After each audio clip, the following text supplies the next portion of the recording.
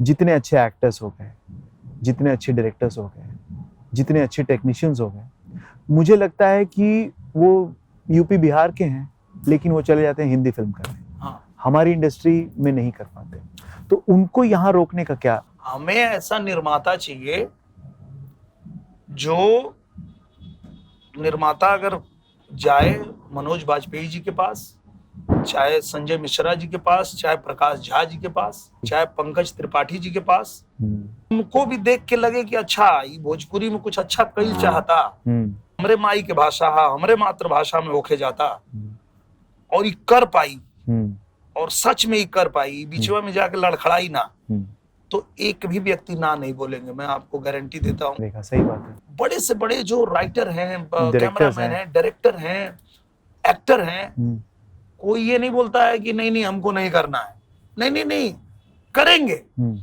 पर कोई ऐसा हो जो उसको उस तरीके से कर पाए। ऐसा नहीं कि बना लिया और बनाने के बाद खुद ही बैठ के देख रहा है, ना उसका प्रमोशन हो रहा है, न वो जिस तरीके से मेहनत हुई है।